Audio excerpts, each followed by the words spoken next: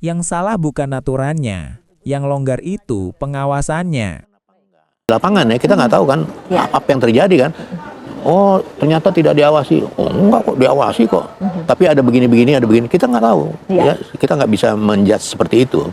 Tapi yang ingin saya sampaikan di sini, di dunia penerbangan tuh detail aturannya. Jadi saya yakin betul apa yang dijelaskan bahwa itu pasti terdaftar. Pasti terdaftar. Pilot nggak mungkin berani terbang di aerodrom yang tidak terdaftar. Karena license-nya bisa dicabut. Dia kan punya license. License itu dia cuma 6 bulan.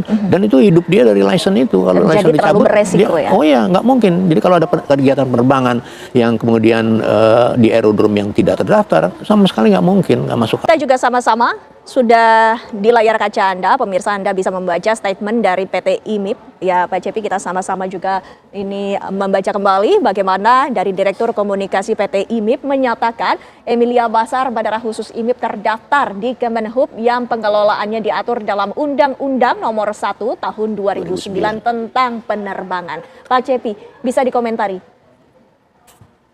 Ya, saya kira salah satu undang-undang yang mengikat tentang kegiatan operasional penerbangan adalah Undang-Undang Nomor 1 Tahun 2009. Ya.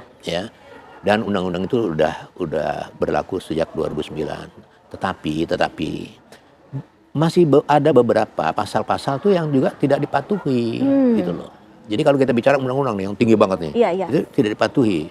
Contohnya misalnya di dalam Undang-Undang Nomor 1 Tahun 2009 ya dikatakan bahwa pendelegasian wilayah udara nasional itu harus berakhir 15 tahun setelah undang-undang itu diundangkan. Berarti tahun 2024 kan? 15 tambah 9 berapa itu?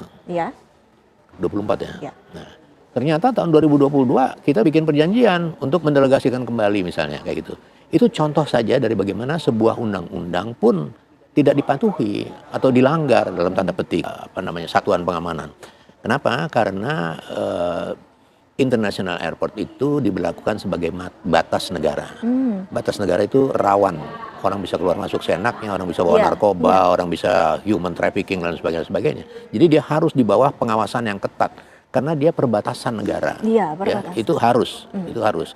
Cuman memang kembali lagi kalau kita melihat isu Morowali ini, didalami lagi ke hal-hal yang berkembang di lapangan, itu jelas sekali kelemahan kita tentang disiplin mematuhi aturan, tentang pengawasan, dan tentang law enforcement. Nggak usah